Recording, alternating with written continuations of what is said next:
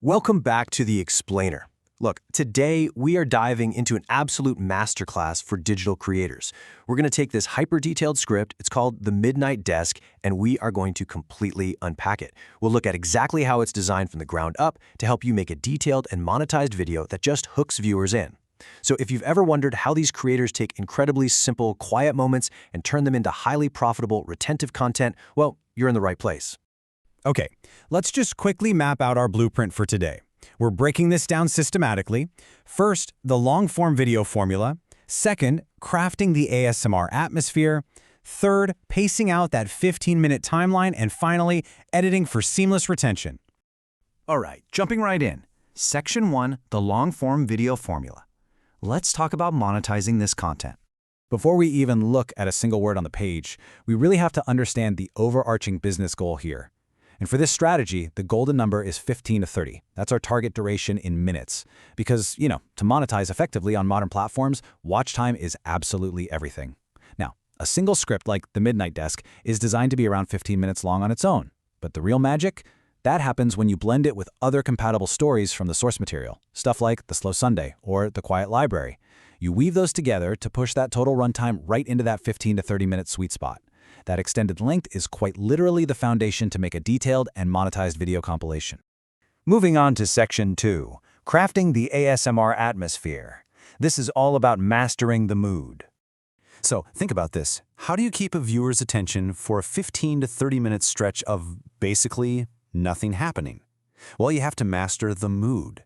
Our source specifically defines the tone as monotonous, deeply slow-paced, atmospheric, and hypnotic. See, in the ASMR and relaxation niche, being slow and deeply detailed, it's not an accident.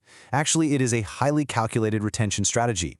You are actively trying to lower the viewer's heart rate, and by doing that, you keep them locked into the content so much longer than a fast-paced, high-energy clip ever could. And this right here brilliantly illustrates exactly how we build that hypnotic tone. The audio guide for the creator lays it out crystal clear. A very soft, continuous background hum of a distant night breeze, or the microscopic rustle of writing on paper. Just notice how that direction sets a deeply immersive stage before a single visual is even introduced. Sound is literally half the experience here. It establishes that monotonous baseline right from second zero. Then, visually, the script demands high contrast to strictly control the viewer's focus.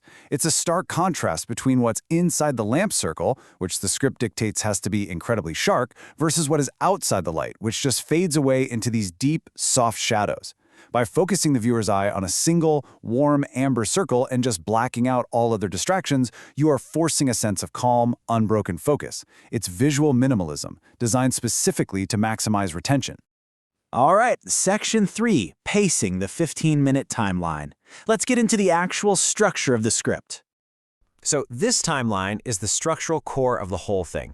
Let's move to it and see how this builds, because you're about to see exactly how a creator takes incredibly simple, everyday actions and stretches them across a full quarter of an hour. We've got 5 distinct parts here, from the circle of light in the first 3 minutes, to the soft friction of lead, the ceramic coaster, the midnight breeze, and finally turning off the light. I really want you to notice the sheer scale of detail required.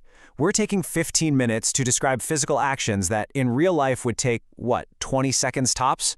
Let's break down exactly how that works. Okay, starting with part 1. This covers the first 3 minutes. Our character, Rohan, sits at an old wooden study desk at 11:42 at night. He looks at a blank, off-white cream paper right in the center of the light. And what happens? Absolutely nothing. Literally.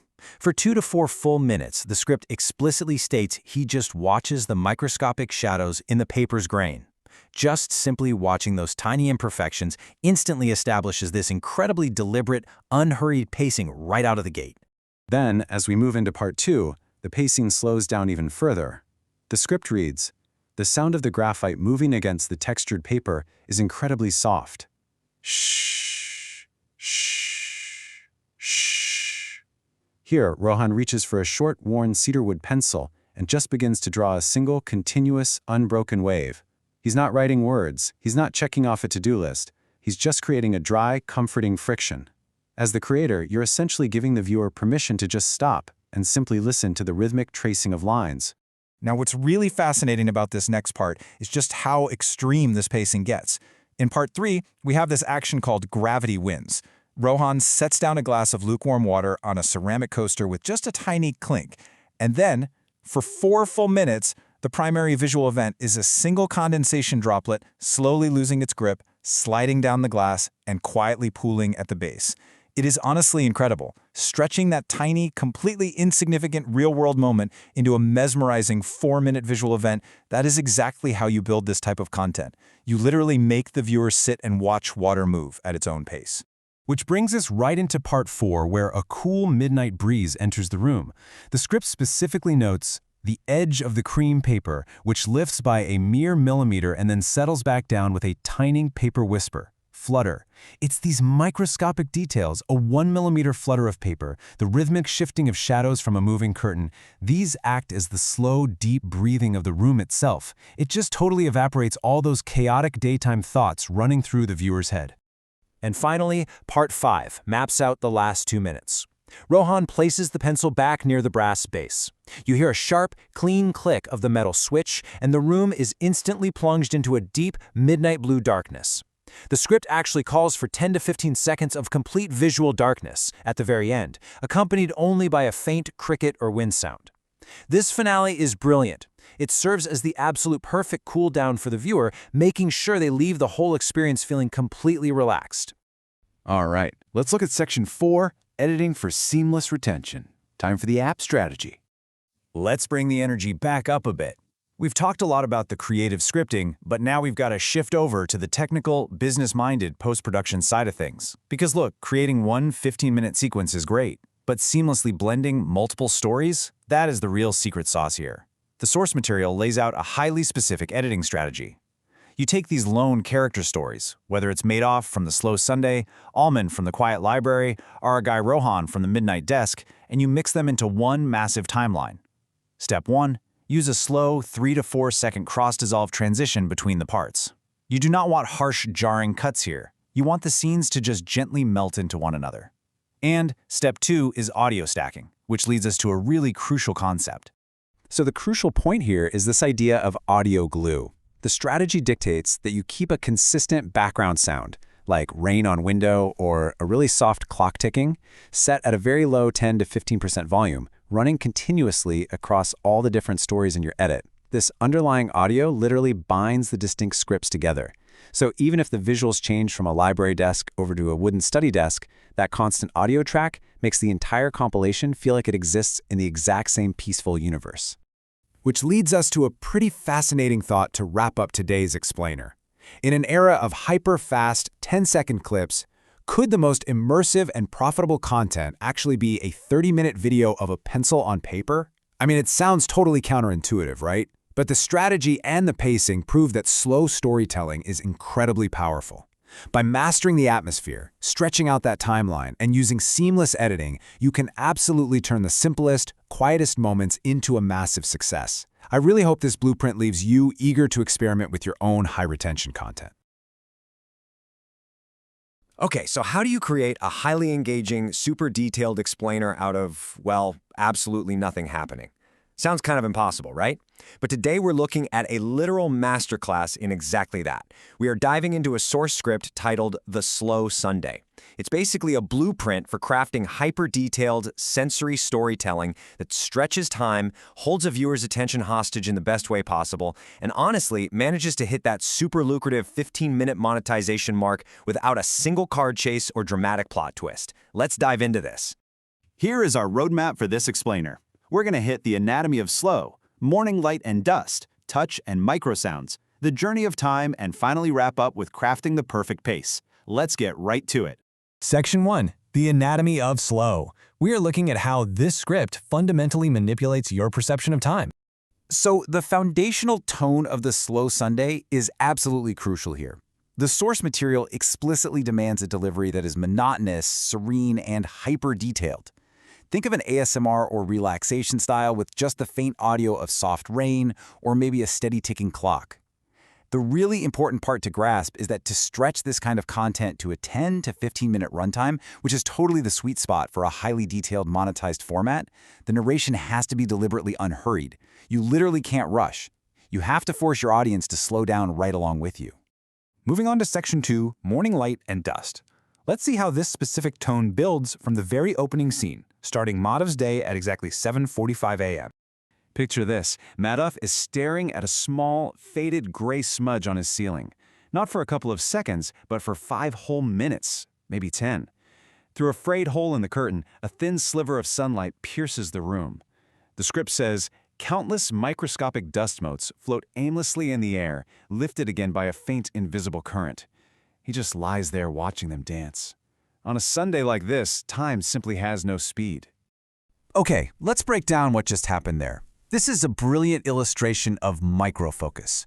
By zooming way in on microscopic visual details, like a smudge on the ceiling, or dancing dust motes, or even just the heavy feeling of limbs, the script stretches what would normally be 3 fleeting seconds of video into 3 entire minutes. It establishes this whole world where time literally stands still, anchoring the viewer in absolute stillness. Section 3, Touch and Micro Sounds. Madhav finally gets out of bed, and we transition from the visual to the intensely physical.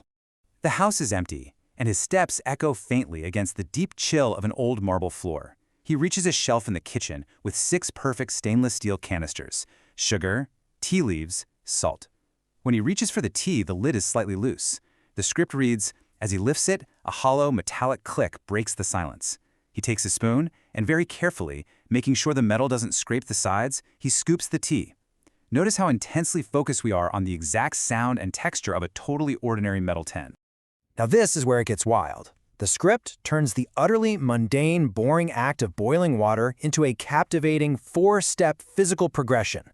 First, tiny pinprick bubbles stubbornly cling to the base. Second, they grow and break free, racing to the top. Third, this low, continuous hiss hums from the metal. And fourth, the steam gathers and forms condensation on the cool glass window. We aren't just saying he boiled water. We are literally experiencing the physics of it in real time. And it all culminates in this amazing tactile detail. Madhav extends a single finger, draws a straight line through that thick fog of condensation on the window, and a solitary drop of water slides slowly down the pane.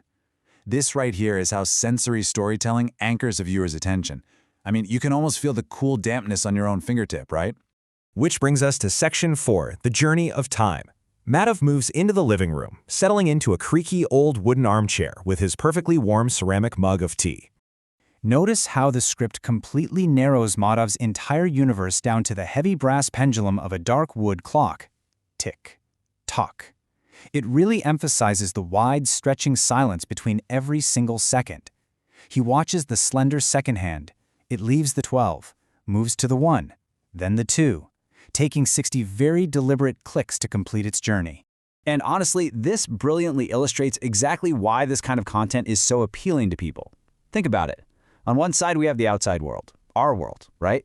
It's all about rushing, unread emails, and strict deadlines. But on the other side, we have Madhav's world.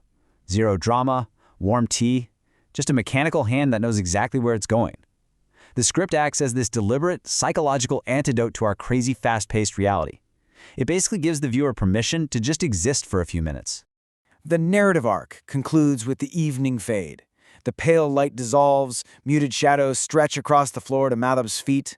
A single distant car on a main road rises, peaks, and then just fades into nothingness. The day ends exactly as it began. And the real genius move here? The script instructs the creator to let the audio play out for 10 to 15 seconds on a completely black screen. Nothing but the steady ticking of the clock. All right, Section 5, Crafting the Perfect Pace. Let's put our producer hats on for a second. We've talked about the art, but what are the actual mechanics that make this highly detailed, monetizable explainer format work? The source material gives us 3 golden rules for pacing a 15-minute sensory video: the art of the pause, extended visuals, and amplify microsounds. Let's break these down because this is for sure where the magic happens. 45. That is the number of seconds you can hold a single, completely static B-roll shot of dust motes floating in a sunbeam. 45 seconds! And the boiling water? The source states that can take up to 2 full minutes of screen time with just the raw sound of simmering water. In a standard fast-paced explainer, a 2-minute shot of a kettle would absolutely kill your retention. But here, because of that hyper-focus we built earlier, it becomes totally hypnotic. That is the power of extended visuals. Next up is the art of the pause. The script explicitly tells the narrator, do not rush. After a line like, for 5 minutes, then 10, you purposely stop talking for 3 to 4 seconds. You just let the clock ticking fill the void. Combine this with our third rule, amplifying microsounds, or Foley.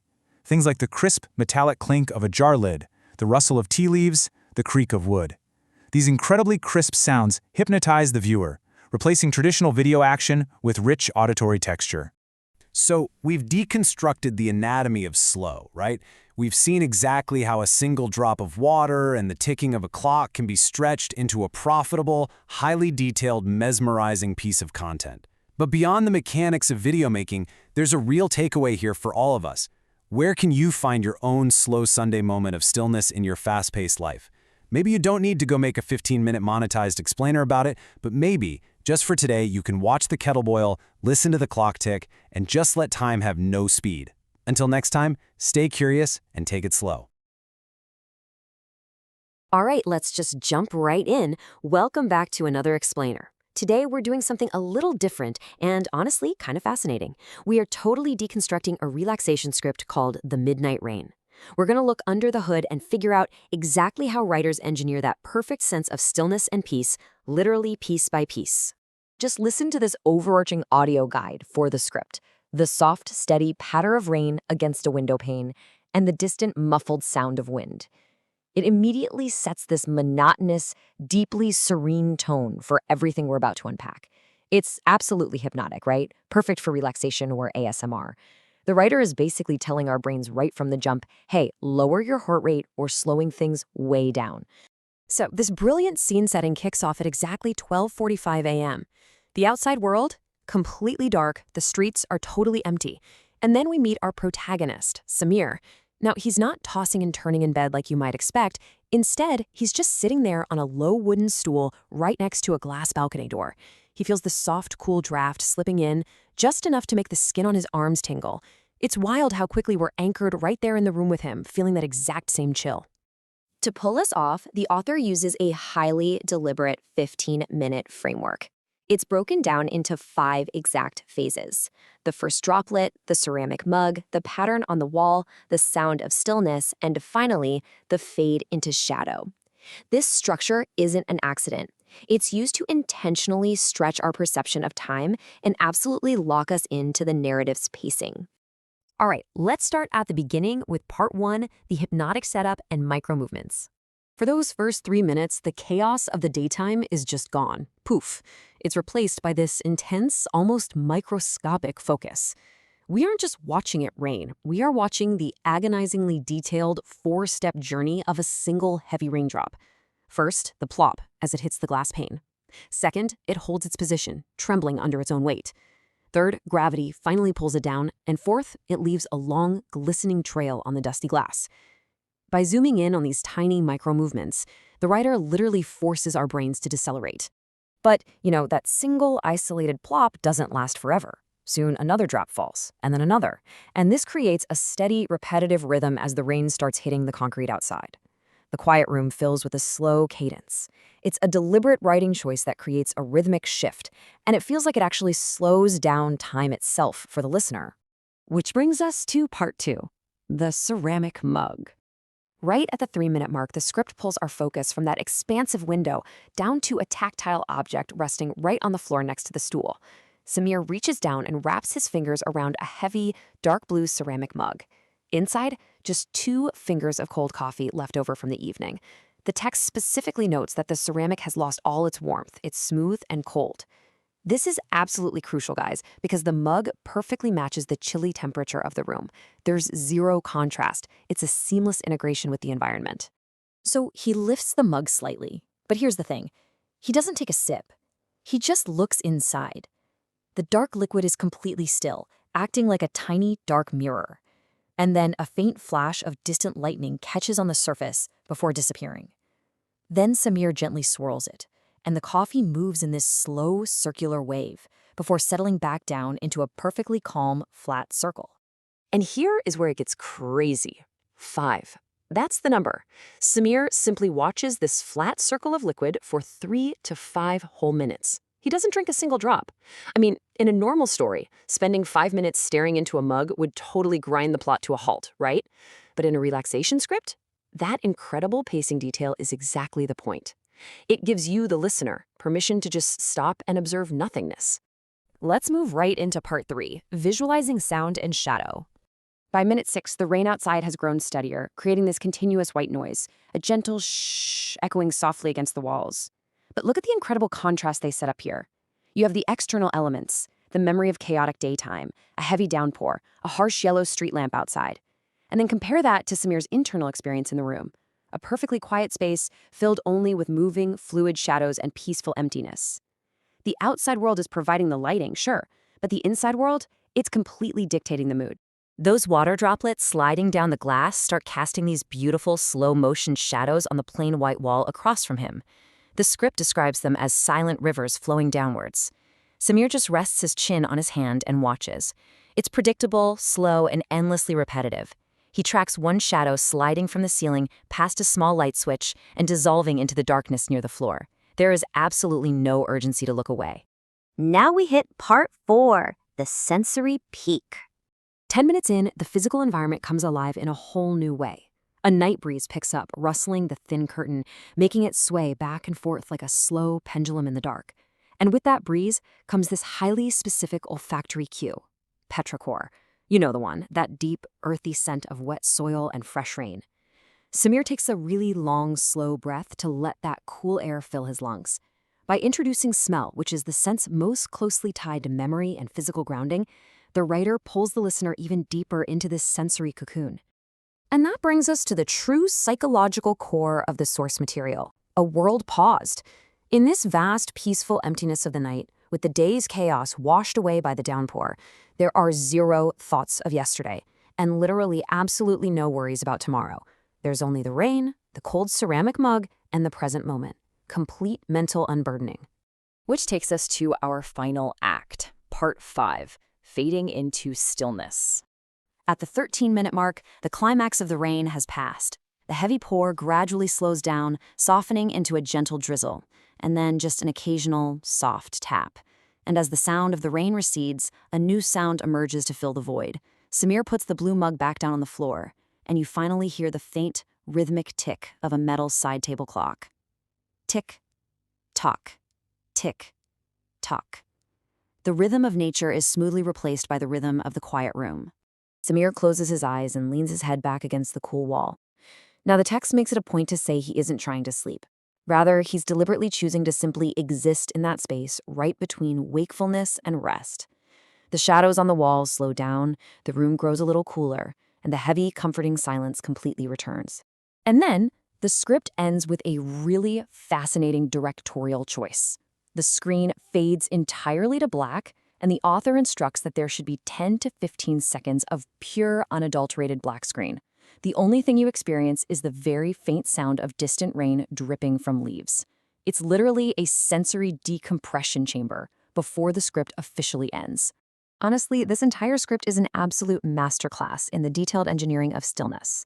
It shows us that relaxation isn't just an absence of noise, it's a carefully structured journey through our senses. So I'll leave you with a provocative thought, directly inspired by Samir's night. When was the last time you put down the distractions, listened to the stillness, and simply existed in the quiet space between wakefulness and rest? Maybe try to find a moment for yourself today to do just that. Thanks for hanging out with me on this explainer, and I'll catch you on the next one.